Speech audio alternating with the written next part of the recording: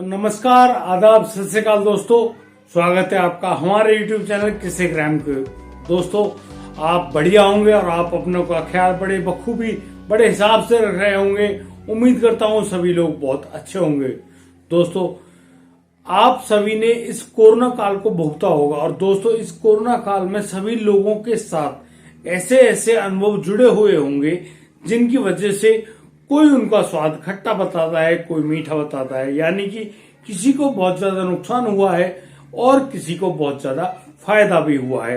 दोस्तों, इस कोरोना काल में बहुत से लोगों ने ऐसे भी सबक सीखे कि जिनके चलते उनको लगता है कि जीवन के यही कीमती सबक है और इन सबकों को आप कीमती समझकर अपने जीवन में संजो कर रखना चाहते हैं।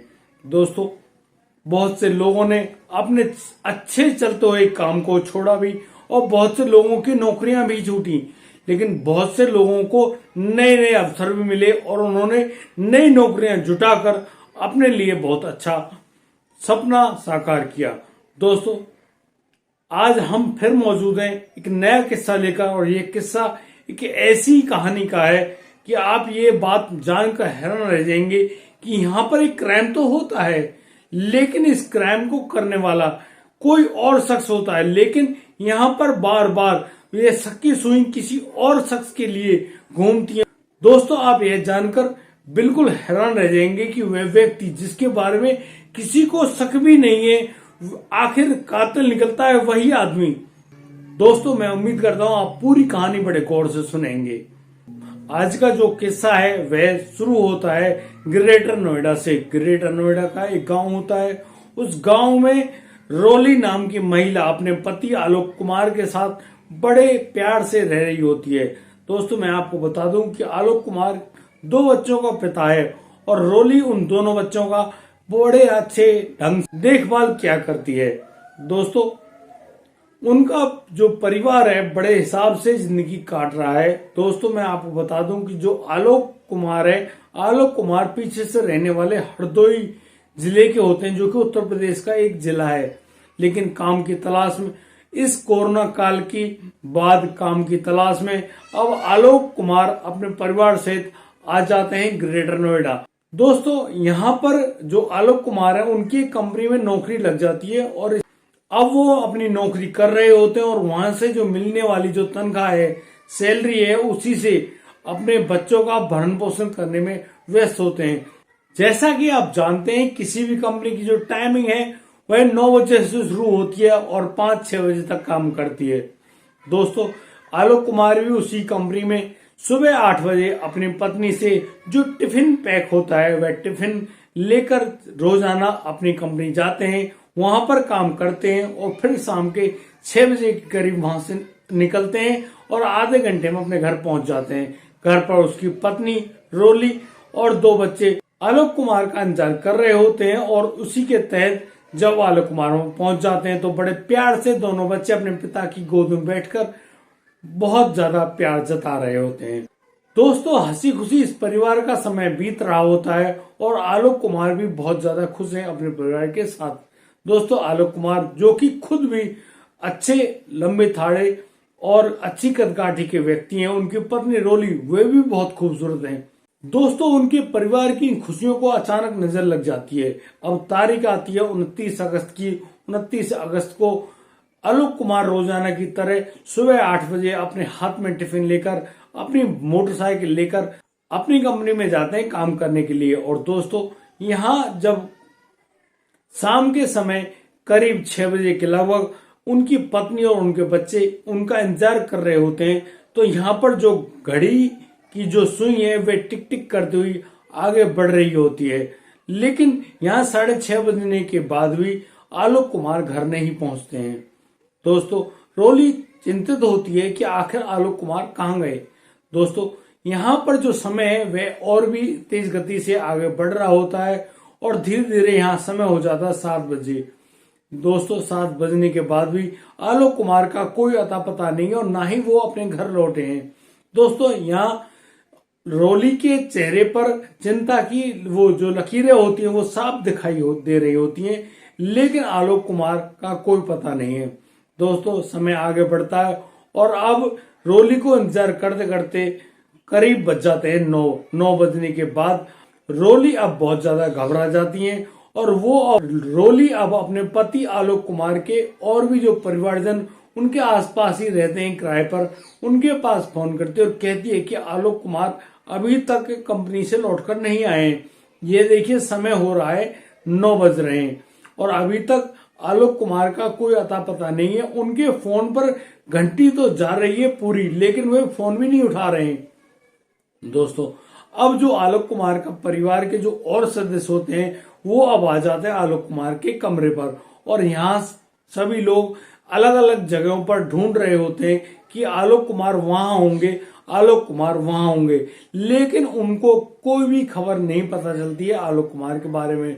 दोस्तों देखते देखते पूरी रात बीत जाती है। अब सुबह सुबह जो हालत होती है वह और भी ज्यादा गमजदा होती है। दोस्तों यहाँ बच्चों का अलग से रो रो कर बुरा हाल है, यहाँ रोली का अलग से रो रो कर बुरा हाल है और भी जो घर के सदस्य उनकी स्थिति भी काफी गमगीन हुई पड़ी है, लेकिन किसी के पास भी कोई जानकारी ऐसी नहीं है कि आलोक कुमार कहां पर गए हैं।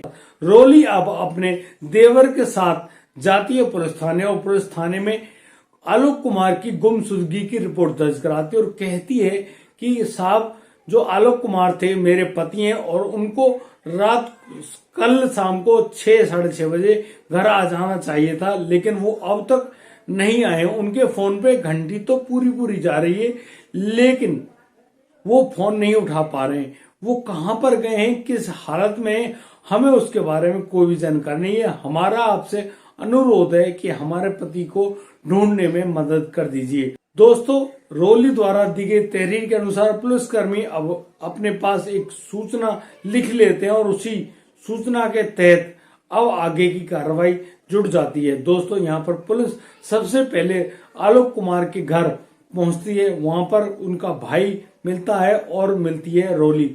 वहां जब उनसे पूछा जाता है कि आप आखिरी बार कब उनसे मिले, तो यहाँ पर रोली कहती है कि सुबह करीब 8 बजे के करीब जो आलोक कुमार हैं वो टिफिन लेकर अपनी कंपनी रोजाना की भांति चले गए थे और अब हम लोग जब शाम को इंतजार कर रहे थे करीब 6-6:15 बजे के लगभग आलोक कुमार तो लौटकर आ जाते हैं रोजाना, लेकिन आज जब आलोक कुमार लौटकर नहीं आए तो हमारी चिंता बहुत ज्यादा बढ़ गई है।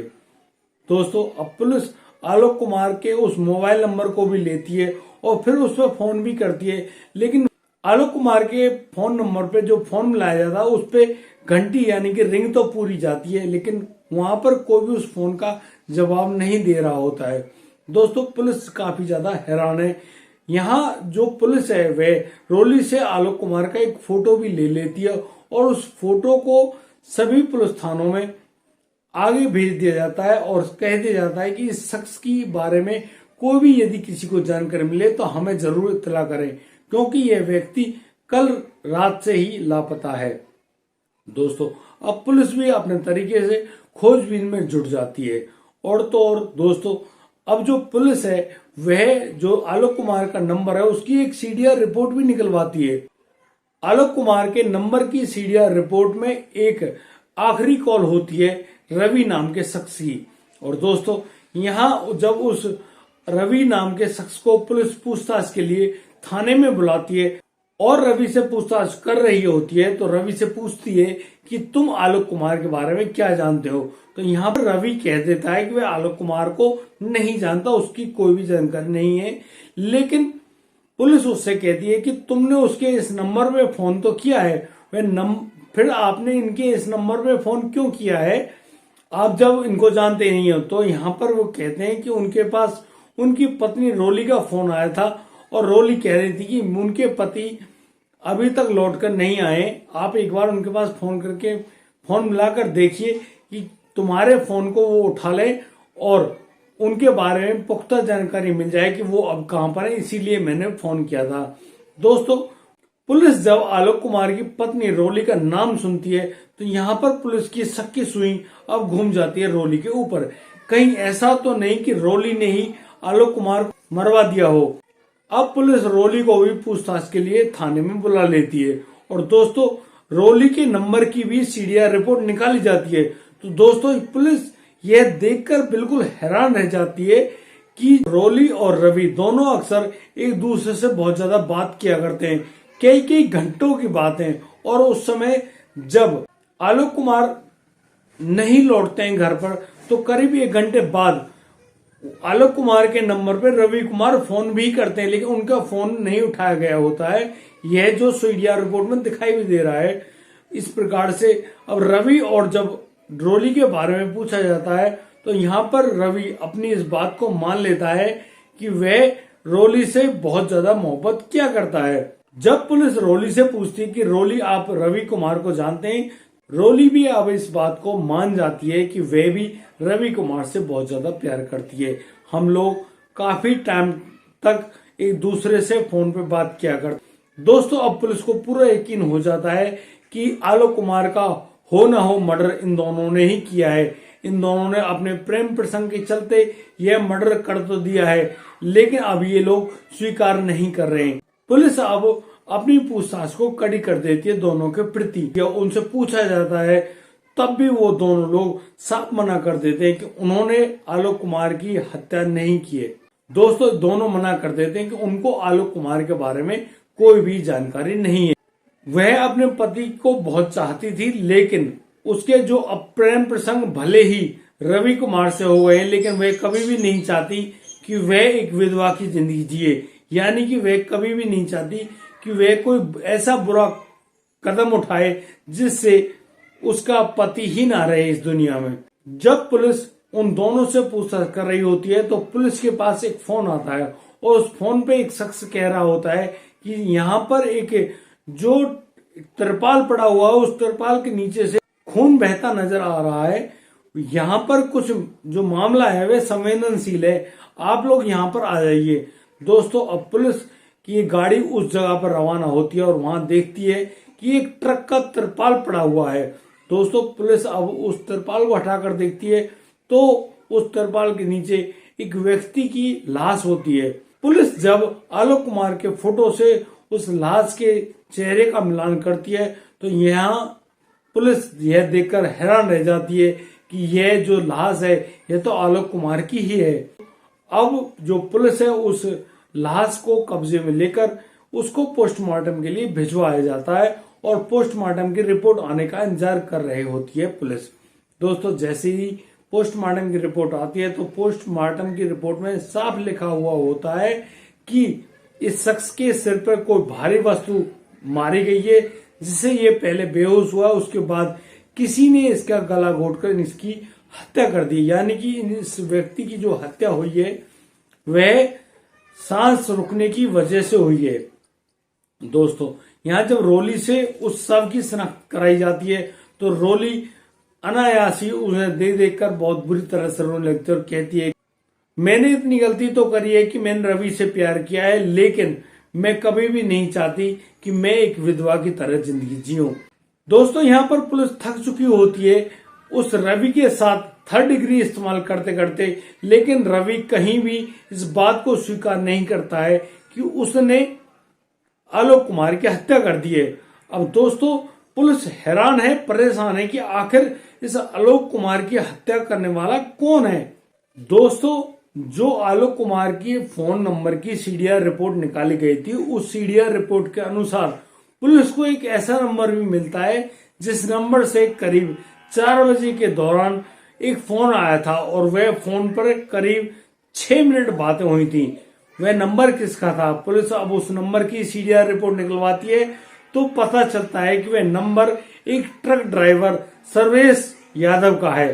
दोस्तों पुलिस अब उस सर्वेश यादव को अपने पास बुलाती है और पुलिस अब उससे पूछताछ कर रही होती है, लेकिन सर्वेश यादव अब अपने आप को एक ट्रक ड्राइवर तो मानता है और कहता है कि वह एक कंटेनर चलाता है, लेकिन वह कहता है कि वह भी रहने वाला हरदोई जिले का ही है और यह आलोक कुमार भी हरदोई जिले का ही रहने वाला था। अक्सर हमारी फोन पे बातचीत हो जाया करती थी। लेकिन दोस्तों उस दिन भी सर्वेश यादव ने जब फोन किया था तो आलोक कुमार से कहा था कि आलोक कुमार बहुत समय हो गया है भाई, हम लोग मिले नहीं है, अब आज आप समय निकाल लो, हम लोग मिल लेते हैं और बातचीत करेंगे, कुछ ठंडा गर्म भी हो जाएगा। अगर तुम चाहो तो। आलोक इसके लिए हाँ कर देता है। सर्विस ऐसा कहते हुए पुलिस से कह रहा होता है कि साहब उसने सिर्फ अपने दोस्तों से ही मिलने की कोशिश करी थी, और आलोक जो कि उसका एक दोस्त था, उस दोस्त से जब बात कर रहे थे तो उसके दोस्त ने उसका निमंत्रण स्वीकार भी कर लिया था। दोस्तों, अब पुलिस उसके छोटे भाई और रोली के सामने बात कर रही होती है और कह रही होती है कि भाई आप लोग भी जानते हो कि ये जो सर्विस है, इस सर्विस के बारे में आप लोगों के पास कोई जानकारी है। तो यहाँ पर रोली तो मना कर देती कि उन्हें वे किसी सर्विस यादव को नहीं जानते हैं, लेकिन जो उनका जो छोटा भाई होता है वह कहता है कि ये सर्विस यादव वही ट्रक ड्राइवर है ना। दोस्तों, इस बात को सुनकर पुलिस चौंक जाती है और कहती है कि भाई तुम क्या जानते हो इस सर्विस यादव के बारे में? वह तो खुद कह रहा है कि वह हरदोई जिले का रहने वाला है, लेकिन तुम इस प्रकार से चौंक क्यों रहे हो? दोस्तों, यहाँ पर वो कहते हैं कि इस सर्विस यादव की वजह से ही तो हमारे घरों में अक्सर झगड़ा होता है। दोस्तों, यहाँ पर वह छोटा आलोक कुमार का छोटा भाई बताता है कि साहब इस सर्विस यादव से हमारे जो भाभी यानी कि ये जो रोली हैं, इनके कुछ अवैध संबंध बन गए थे, जिनकी वजह से मेरा भाई बहुत ज्यादा परेशान हुआ करता था। लेकिन पिछले 1 साल से अब ये सर्विस यादव इन दोनों के बीच में नहीं आता है, पता नहीं ये कहां पर गायब हो गया। लेकिन जब आप बता रहे हैं कि एक नंबर और फोन आया था सर्विस यादव के नाम से, तो मैं चौंक रहा हूं कि अब ये कहां से आ टपका। दोस्तों, पुलिस अब दोबारा सर्विस यादव को अपने पास बुलाती है और फिर उससे कड़ी पूछताछ की जाती है। इसी कड़ी पूछताछ के दौरान वह कुछ इस प्रकार की इसी कड़ी पूछताछ के दौरान सर्विस यादव अब इस बात को तो स्वीकार कर लेता है, वह इस बात को भी स्वीकार करता है कि वह रोली से घंटों घंटों फोन पे बात किया करता था। आलोक कुमार और जो सर्विस यादव होते हैं वो एक ही जिले के होते हैं। जब ये पहली बार मिलते हैं, दोनों को बहुत ज्यादा खुशी होती है और इसी खुशी के दौरान वो लोग इसलिए खुश होते हैं कि एक ही जिले के मिले हैं। दोस्तों, इसी बीच दोनों के बीच में दोस्ती भी हो जाती है और अक्सर सर्विस यादव आलोक कुमार के घर आया जाया करते हैं। इसी दौरान अब आलोक कुमार की पत्नी रोली से भी सर्विस यादव की दोस्ती हो जाती है और यह दोस्ती कब प्रेम प्रसंग में तब्दील हो गई पता नहीं चलता है। दोस्तों, इसी प्रेम प्रसंग के चलते अब दोनों के बीच में कई बार अवैध संबंध भी बन गए थे। एक दिन जब आलोक कुमार को पता चलता है कि सर्विस यादव उसकी रोली से मिलने के लिए अक्सर घर आता है और यहाँ पर उन दोनों के बीच में नाजायज संबंध भी कायम हो गए हैं, तो इस बात पर आलोक कुमार बहुत ज्यादा नाराज होते हैं और इसी बात को लेकर जो आलोक कुमार है अपनी पत्नी रोली को बहुत जोर से मारते पीटते हैं। दोस्तों, सर्विस यादव अब बहुत ज्यादा गुस्सा हो जाते हैं और वो भला बुरा कह देते हैं आलोक कुमार से। दोस्तों, अब दोनों की दोस्ती टूट जाती है और अब सर्विस कुमार मन ही मन बदला लेने के लिए सोच रहा होता है कि वह आलोक कुमार से उसकी पत्नी की मारपीट का बदला अवश्य लेगा। तो अब जो सर्विस यादव है उनका आलोक कुमार के घर आना जाना बिल्कुल बंद हो जाता है। आलोक कुमार की पत्नी जो रोली है, रोली की दोस्ती हो जाती है एक नवयुवक से। वह नवयुवक जो कि फ्रिज रिपेयरिंग का काम किया करता है, उसका नाम रवि है। रवि के साथ जब उसकी दोस्ती हो जाती है तो ये दोनों उस प्रेम प्रसंग में इतने प्रगाढ़ हो जाते हैं कि अब वो दोनों यानी कि रोली और रवि फोन पर घंटों घंटों बात किया करते हैं। एक दिन जब सर्विस यादव फोन करता है रोली के पास, तो रोली का फोन मिलता है एंगेज। अब सर्विस यादव पूछता है कि तुम किससे बात कर रहे हो, तो यहाँ पर वह कहती है रोली कि मैं किसी से बात करूं तो मैं क्या। तो यहाँ पर जो सर्विस है वह कहता है कि मुझे भी कॉन्फ्रेंस कॉल पे लीजिए। जब रोली, रवि और सर्विस यादव और खुद भी दोनों तीनों एक कॉन्फ्रेंस कॉल में होते हैं, तब यहाँ जाकर सर्विस यादव अब रवि से बुरा भला कहना शुरू कर देता है, उसको जान से मारने की भी धमकी देता है और कहता है कि तू अब रोली की जिंदगी से चला जा वरना मैं तुझे जान से मार दूंगा। दोस्तों, यहाँ रवि भी उल्टा उस सर्विस यादव को धमका देता है और कह देता है कि तेरे जैसे मैंने बहुत लोगों को देखा है, आज के बाद रोली की तरफ नजर उठाकर भी नहीं देखना। रोली सिर्फ मेरी और मेरी है। दोस्तों यहां अब सर्वेश यादव मनी मन आलोक कुमार से तो दुश्मनी साध लेता है, साथ ही साथ वह रवि कुमार से भी ऐसी दुश्मनी साध लेता है। वह मनी मन एक ऐसी साजिश रच रहा होता है कि वह चाहता है कि आलोक कुमार को तो रास्ते से हटा दे, यानी कि उसकी तो कर दे हत्या, और उस हत्या के जुर्म में वह फंसा दे रवि कुमार को। इसलिए वह अपने दोस्त और अपने फूफी के लड़के को मिला लेता है और फिर उन तीनों की जो प्लानिंग है, ये प्लानिंग बन रही होती है पिछले 5 महीने से, और उसी प्लानिंग के तहत अब जो सर्वेश है वह अब आलोक कुमार के घर नहीं आता है, नहीं जाता है, ना ही वह रोली के पास फोन किया करता है। यदि वह ऐसा फोन करे तो वह पुलिस के रडार पर आ जाएगा। दोस्तों ये जो कुछ भी हो रहा था, ये एक साजिश के तहत जो प्लान रचा गया था उसी के तहत हो रहा था। और दोस्तों उस 29 अगस्त को अब फोन करता है सर्वेश शाम को 4 बजे के करीब आलोक कुमार के पास और कहता है कि भाई जो कुछ भी हुआ उसके लिए मैं क्षमा याचना करता हूँ, हाथ जोड़कर माफी चाहता हूँ। चलो कोई बात नहीं, इस दुश्मनी को हम मिटा देते हैं और अपनी दोस्ती को दोबारा से कायम कर लेंगे। तुम जानते हो हम दोनों रहने वाले तो एक ही घर के हैं। और यहाँ पर सर्वेश कहता है कि आज शाम को मैंने एक पार्टी रखी है आलोक, तुम आ सकते हो। दोस्तों आप जानते हैं इन पार्टियों में क्या होता है।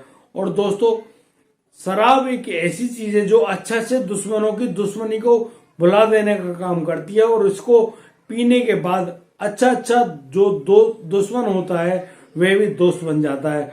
आलोक कुमार अब अपने जो दोस्त है सर्वेश यादव पर यकीन कर लेता है और अब सर्वेश यादव द्वारा तय की गई जगह पर पहुंच जाता है आलोक कुमार। आलोक कुमार अब छुट्टी होने के बाद सर्वेश यादव द्वारा बताई गई जगह पर पहुंच जाता है। ये तीनों चारों लोग सर्वेश यादव के जो कंटेनर होता है उस कंटेनर में बैठ के शराब पीते हैं। और जब दोस्तों शराब बहुत ज्यादा हो जाती है आलोक कुमार की, दोस्तों सर्वेश यादव अब एक वजनदार जो टूल होता है कंटेनर का उसको उठाकर लाता है और उसको दे मारता है आलोक कुमार के सर में। दोस्तों जैसे ही वह वस्तु आलोक कुमार के सर से टकराती है, आलोक कुमार का सर फट जाता है और आलोक कुमार वहीं पर बेहोश होकर गिर जाता है। दोस्तों जो सर्वेश यादव है वह अभी नहीं रुकता है और वह आलोक कुमार के गले को घोटना शुरू कर देता है और अगले 1 मिनट बाद ही आलोक कुमार की हत्या कर देता है। और फिर उस कंटेनर से आलोक कुमार के शरीर को बाहर निकालकर उसके ऊपर, उस कंटेनर के ऊपर इस्तेमाल किए जाने वाला जो तिरपाल होता है उसको उसके ऊपर डालकर वहां से कंटेनर को लेकर लापता हो जाता है। दोस्तों आप लोग अभी तक यही सोच रहे होंगे कि एक प्रेम प्रसंग के चलते जब एक पत्नी अपने दूसरे आशिक से बहुत ज्यादा मोहब्बत करती है तो वह आशिक उस पत्नी के पति को रास्ते से हटा देना चाहता है। इसी प्रकार से आप सोच रहे होंगे कि इस जो हत्याकांड है इसका मुख्य दोषी रवि और रोली ही हैं। लेकिन दोस्तों यहाँ पर जिस आदमी ने आलोक कुमार की हत्या करी है वह आदमी तो सर्वेश यादव निकला, जो कि उनकी पत्नी रोली का पहला आशिक है। यानी कि एक पत्नी जो कि अपने पति के साथ बड़ी राजी खुशी उसके घर में रह रही है, उसका तब भी पेट नहीं भरता। वह पहले एक आशिक से प्रेम संबंध जोड़ती है और जब उसके पीछे मारपीट होती है तो वह अपने दूसरे आशिक से भी संबंध जोड़ लेती हैं। यार हद है तुम्हारी, कैसी पत्नी हो भाई तुमको आखिर क्या चाहिए? भगवान ने आपको 2 बेटे भी दिए हैं, एक खूबसूरत पति भी दिया है, आपका उनसे भी पेट नहीं भर रहा, आपको क्या चाहिए भाई? दोस्तों मेरा आपसे हाथ जोड़कर अनुरोध है कि मेरे द्वारा करी गई इन त्रुटियों को भुलाते हुए आप लोग हमारे इस वीडियो को लाइक करें, कमेंट करें, शेयर करें और हाँ सब्सक्राइब करना बिल्कुल ना भूलें। दोस्तों अब दीजिए मुझे इजाजत, मिलता हूं कल रात, लाता हूं एक नई कहानी जो बिल्कुल सनसनी फैला दे। तब तक के लिए आप बढ़िया रहें, बेहतरीन रहें, अपने परिवार का बखूबी ख्याल रखते रहें। जय हिंद, जय भारत।